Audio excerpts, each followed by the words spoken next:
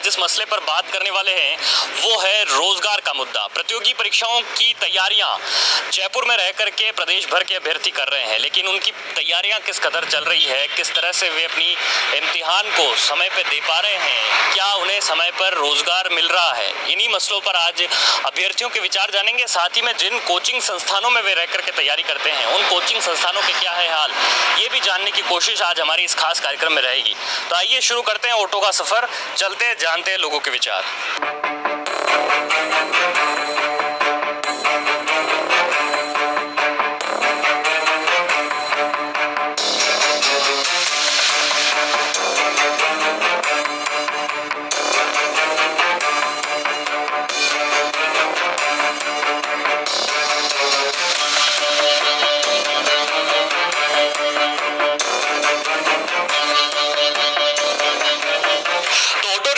सफर में हम पहुंचे हैं उन युवाओं के पास में जो प्रतियोगी परीक्षाओं की तैयारियां कर रहे हैं। यूपीएससी, एसएससी और आरपीएससी, आरएसएम, एसएसबी, तमाम जो बोर्ड हैं उनकी जो एजेंसियां हैं उनकी भर्ती परीक्षाओं की इम्तिहानों की जो तैयारियां हैं वो यहाँ पर किस कदर तेज है आप देख भी पा रहे होंगे।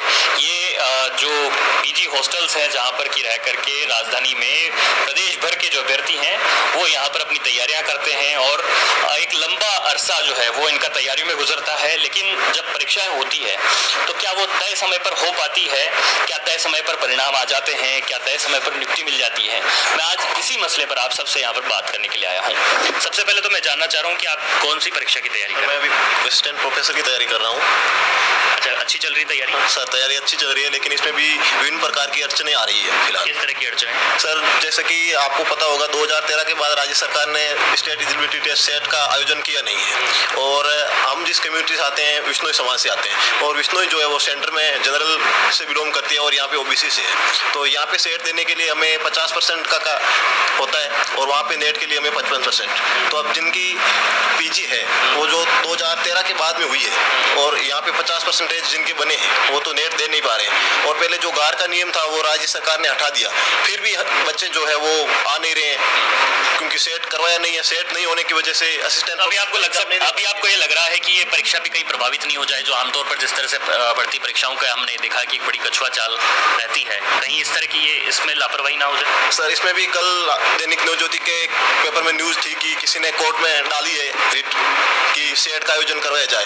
राज्य सरकार इस पर भी कुछ जवाब दे नहीं रही है संतुष्टि से।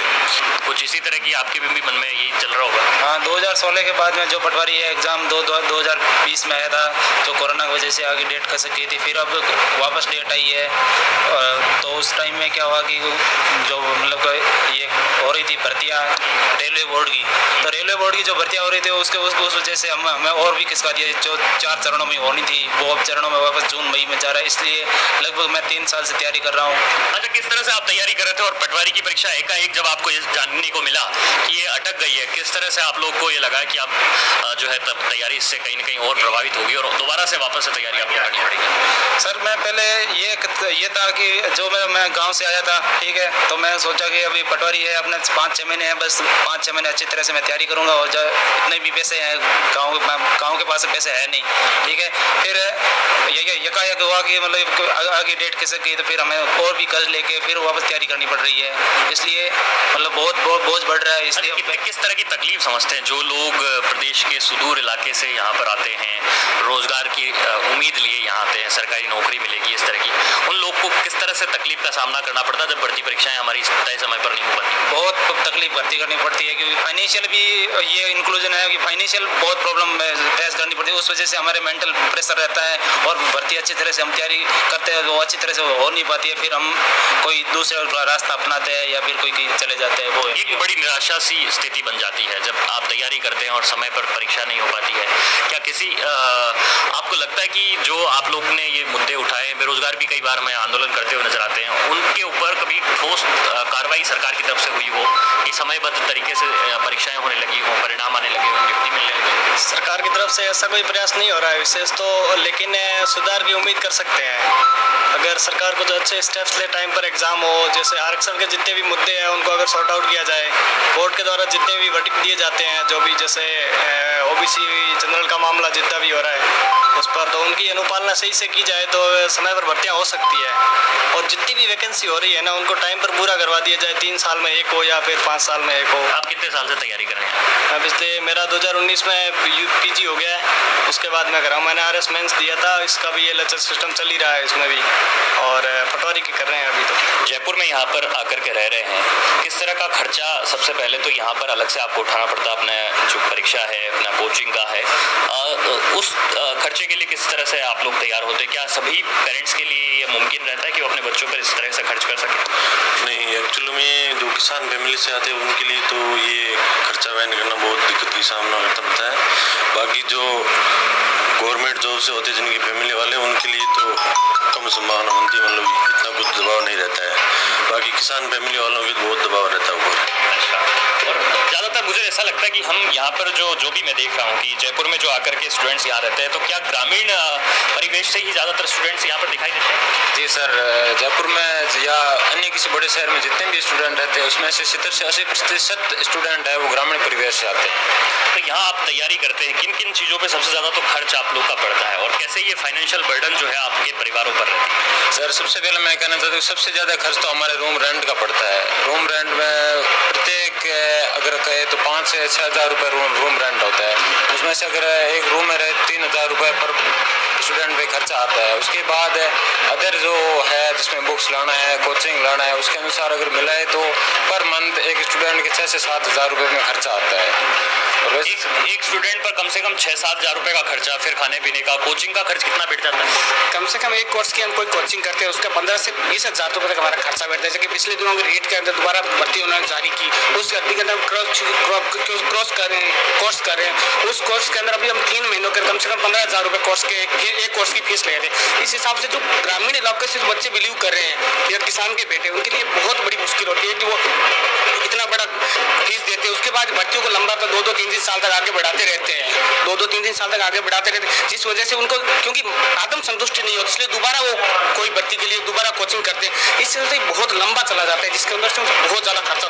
उसके बाद रूम रेंट की देख लेते हैं, वो भी बहुत बड़ा खर्चा होता है। एक बच्चे का कम से कम 5 से 7 हज़ार रुपये, और 2-2, 3-3 साल तक वो रहते हैं, तो बहुत बड़ा खर्चा होता है। तो लंबी प्रक्रिया से यहाँ पर गुजरना पड़ता है तमाम अभ्यर्थियों को जो कि यहाँ पर प्रतियोगी परीक्षाओं की तैयारी करते हैं, जयपुर में आकर के रहते हैं और प्रदेश के सुदूर इलाकों से यहाँ पर पहुँच करके अपने रोजगार के, अपने सरकारी नौकरी के ख्वाब को पूरा करने की यहाँ पर कोशिश करते हैं। लेकिन ये ख्वाब जो है बहुत देरी से जा करके कहीं पूरा हो पाता है, और कहीं पूरा होने में भी कई तरह की जो समस्याएं हैं वो उन्हें झेलनी पड़ती है।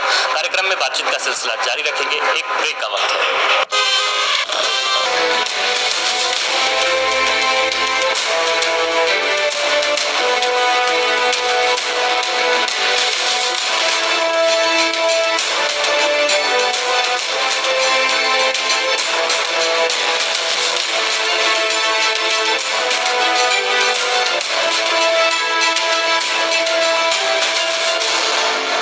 राजस्थान में रोजगार की राह कितनी मुश्किल है, प्रतियोगी परीक्षाओं की तैयारी कर लेने के बाद में क्या आसान है कि बहुत जल्द ही सरकारी नौकरी का ख्वाब पूरा हो सकेगा? क्या आसानी से सरकारी नौकरियां मिल जाती है? क्या तैयारी आसानी से हो जाती है? तो इन्हीं तमाम मसलों पर हम युवाओं से बात कर रहे हैं। एक कोचिंग संस्थान के बाहर आकर के हम रुके हैं और यहाँ पर जो पढ़ाई करने वाले छात्र हैं हमारे साथ में बातचीत के लिए मौजूद है। सबसे पहले तो मैं आपसे जानना चाहूँगा कि कौन सी परीक्षा की तैयारी कर रहे हो आप? सर मैं पुलिस सब इंस्पेक्टर की तैयारी कर रहा हूँ। कब से कर रहे हो तैयारी?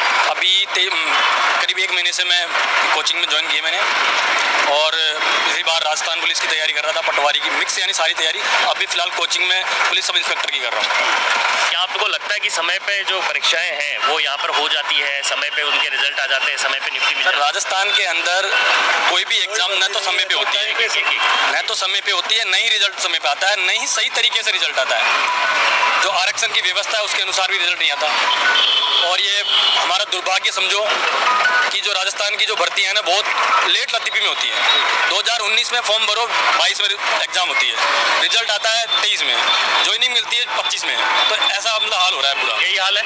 यही हाल है सर। अभी जो सर 2016 में सर ऐसा ही की वो हुई थी सर परीक्षा, उसको सर अभी उसकी अभी रोक रखी है, ज्वाइनिंग नहीं मिली अभी तक सर। उससे पहले सर RS की हुई थी सर परीक्षा, शायद 2018 में एग्जाम हुआ था उसका। कितना वक्त लग जाता है एक परीक्षा की तैयारी कम से कम 4 या 5 साल लगते हैं सर। 5 साल निकालने के बाद भी कोई गारंटी नहीं है। नहीं सर, गारंटी नहीं है सर, उसकी कोई भी गारंटी नहीं है। कितना खर्चा लग जाता है तैयारी करने में? ये पेपर देने आते हैं, उसके बाद पेपर कैंसिल कर देते हैं, और उसके बाद पेपर लीक हो गया, फिर कैंसिल कर देते हैं, वहाँ चल के ये पेपर लीक होने की बात जो है वो बड़ी सामने आई है। पिछले दिनों में कई नकल के इस तरह के प्रकरण भी देखे गए। बहुत समस्या होती होगी जब आपको ये लगता है कि एक पेपर जिसकी तैयारी आपने की और आउट हो गया।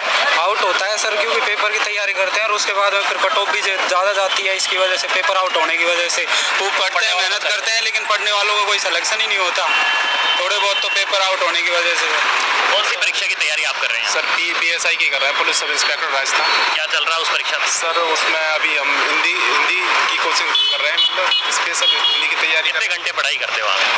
हम लोग करते हैं सर 8-10 घंटे तो पढ़ाई करते हैं लगभग। पढ़ाई के बाद में आपको उम्मीद है कि समय पे परीक्षा हो जाएगी और समय पे आपको रोजगार मिल सकेगा? नहीं है, लेकिन ऐसा हम रख रहे हैं कि ऐसा उम्मीद क्यों नहीं, मतलब उम्मीद क्यों नहीं जब आप तैयारी करके निकल रहे हैं ना सर। कई परीक्षाएं नहीं हो पा रही, चाहे आप राजस्थान की देख लो, चाहे आप रेलवे की देख लो, कई परीक्षाएं समय पर नहीं हो पा रही है सर। उसके बाद रिजल्ट भी टाइम पर नहीं आता है, और टाइम पर आ भी जाता है तो उसमें फिर ये। एक बात बताइए, आए दिन जो बेरोजगार हैं सड़कों पे धरने प्रदर्शन करते नजर आते हैं, कहते हैं कि हम ये कला कंपटीशन की तैयारी करके आए थे लेकिन पूरा नहीं हो पाया, ऐसा क्यों हो रहा है? सर क्योंकि ये वैकेंसी एक तो टाइम टू टाइम नहीं निकालते और कम निकालते हैं, इस वजह से बेरोजगारी बढ़ती जा रही है दिन ब दिन। और सर राजस्थान की बात है कि RPSC के पास UPSC SSC जैसा कोई कैलेंडर नहीं है, इनका कोई भरोसा नहीं, कब पेपर लेते हैं कब कैंसिल कर देते हैं, और ये एक तो काफ़ी समय पे निकालते हैं वैकेंसी, और इसमें कोई एज रिलैक्सेशन भी नहीं देते हैं। लास्ट टाइम ना आपने देखा हो 2016 की वैकेंसी थी SI की, अभी तक पोस्टिंग नहीं मिली, और ये इसके बाद ये आई 859 पदों पर बस। सभी परीक्षाओं में ऐसा ही हाल है कि केवल एक आध परीक्षा को छोड़ दें तो बाकी सब ठीक है? एक्चुअली देखा जाए तो राजस्थान में बहुत से ऐसे एग्जाम हैं जिसको टाइम तो देते हैं, एक लिमिटेशन टाइम देते हैं, लेकिन उसको बाद में पोस्टपोन किया जाता है। ये मोस्ट ऑफ देखने को मिला है राजस्थान में। तो उससे क्या है, स्टूडेंट आपके चैनल के माध्यम से ये कहना चाहते हैं कि परीक्षा हमारी सही समय पर होनी चाहिए, समय पर रिजल्ट आए, समय पर रिजल्ट आए, जिससे किसी प्रकार की कोचिंग भी इस क्षेत्र में बहुत सारी खुल गई है। आपको लगता है कि कोचिंग का जो व्यवसाय है वो बढ़िया चल रहा है? युवा बेरोजगार अगर इसी तरह से आते रहेंगे तो ये व्यवसाय आगे पनप कोचिंग व्यवसाय तो बहुत ही शानदार चल रहा है, लेकिन जो युवा बेरोजगार हैं वो बिल्कुल, उनका तो कोई अता पता नहीं है एग्जाम कब होगी। कोचिंग वाले बिल्कुल बेच चलेंगे। कोचिंग वाली बात तो ये, इसका मतलब एक माध्यम मिल जाता है, जरिया मिल जाता है पढ़ाई करने का, आपको सिलेबस पता चल जाता है, बाकी तो आप भी जानते हैं। सेल्फ स्टडी से वो बात नहीं होती? नहीं हो पाती, सेल्फ स्टडी से काम चल जाएगा, ऐसी बात जाता है। आप कौन सा सिलेबस लेकर के आए हो अभी आप? PSI की आप भी तैयारी कर रहे हो? जी हो जाएगा टाइमली एग्जाम?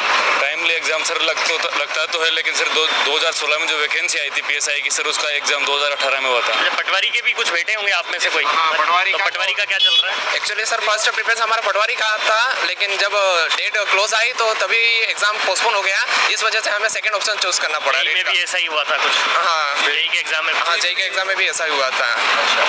तब आपको उम्मीद लग रही है कि समय पे परीक्षाएं हो जाएगी और समय पे पहले की तुलना में कुछ ठीक तौर पे एग्जाम यहाँ पर दे पाएंगे आप? जैसे कि अभी रीट का जो डेट डिक्लेयर किया उस टाइम शायद जेनो का कोई फंक्शन है, तो बहुत से स्टूडेंटों की डिमांड है कि डेट को आगे पोस्टपोन किया जा रहा है, लेकिन अभी तक गवर्नमेंट की तरफ से रीट भी दे रहे हैं कोई? नहीं, रीट कोई नहीं दे रहे। रीट के आप रीट दे रहे हैं? अच्छा, रीट में किस तरह की बात चल रही है? जो अभी बात सामने आई कि इस परीक्षा को अभी टालना चाहिए, आप सहमत हैं? जी सर, इससे सहमत नहीं हूँ मैं। जैसे कि बेरोजगार इंतजार कर रहे हैं रीट का, और पहले भी जैसे पटवारी की हुई थी, जैसे ही डेट क्लोज आई तो वैसे पटवारी को पोस्टपोन कर दिया, और मेरे को हिसाब से यूँ लगता है कि ये भी ऐसे ही करने वाले हैं, तो नहीं होना चाहिए ऐसा। तो अभी जो परीक्षा होने वाली है उसको लेकर के किस तरह की तैयारी आप लोग की है? जी, हमारी तैयारी तो बेटर है, पर अब गवर्नमेंट का कोई भरोसा नहीं है, क्या कर ले। देखिए, ये सभी युवा हैं वो एक बात ये कहते हैं कि ये पढ़ाई कर रहे हैं और अपनी तैयारी अपनी प्रतियोगी परीक्षाओं के लिए बेहतरीन तरीके से कर रहे हैं, लेकिन इन्हें ये पता नहीं है कि इनकी परीक्षा है वो समय पे हो पाएगी, उसका परिणाम समय पे आ पाएगा और फिर इन्हें नियुक्ति मिलेगी या नहीं मिलेगी। ये आशंकाओं के जो बादल हैं वो इन पर हमेशा इसी कदर मंडराए रहते हैं। सरकार के फैसलों पर। लोगों का रेजिस्टेंस सड़कों जरूरी है। हर किसी का नजरिया कोचिंगों के ऊपर जाता है कि बच्चों को किस तरीके से हमारे बच्चे सेफ हैं या नहीं सेफ हैं, पानी की क्या व्यवस्था है, पार्किंग की क्या व्यवस्था है। और अभी कोविड-19 के दौर में आप कोचिंग में किस किन बच्चों को पढ़ाते हैं, किस किस कोर्स की तैयारी कराते हैं? देखिए, मैं अगर केवल मेरे कोचिंग की बात करूं तो मेरे यहाँ सिविल सर्विसेज की तैयारी कराते हैं हम लोग और नेट जेआरएफ की तैयारी कराते हैं। बाकी इस पूरे गोपालपुरा रोड की यदि हम लोग बात करें तो हमारे पास starting from IIT medical till हम सिविल सर्विसेज की बात कर रहे हैं, यानी कि बिगिनर्स जो हमारे कॉम्पिटिटिव तैयारियां हैं वहाँ से लेकर के जो राष्ट्र की उत्कृष्टतम सेवा है सिविल सर्विसेज है, हम पूरी की पूरी तैयारियां सारे इस पूरे गोपालपुरा रोड पे हर कोचिंग को यदि इवेल्युएट किया जाए तो आपको ये सभी जो है वो मिल जाएंगे। जब एक जगह आप प्रतापनगर पहुंच जाएंगे तो क्या वहां पर किस तरह से रहेगा, क्या आप लोगों की कोई कंसर्न उसमें ली गई है, क्या आपको बताया गया कि किस तरह की सुविधा रहेगी, उसके बारे में कोई जानकारी आप लोग?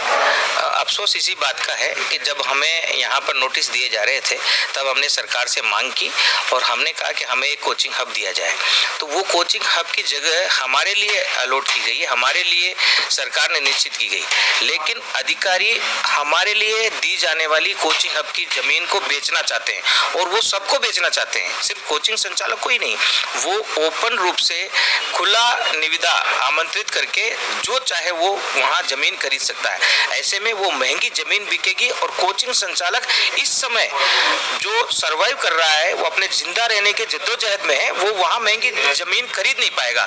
ऐसे में दूसरे लोग उसको खरीदेंगे और कोचिंग हब में कोचिंग संचालक के बजाय दूसरे लोग नजर आएंगे। ऐसे समय में इस प्रकार जमीनों को बेचकर कोचिंग हब को डेवलप नहीं किया जा सकता। किस लिहाज से आप देखते हैं कि कोचिंग संचालकों के बारे में जो पॉलिसी बनती है उसमें क्या आप लोग की कोई कंसर्न ली जाती है या नहीं? सर, कोचिंग संचालकों की कोई भी कंसर्न नहीं ली जाती है।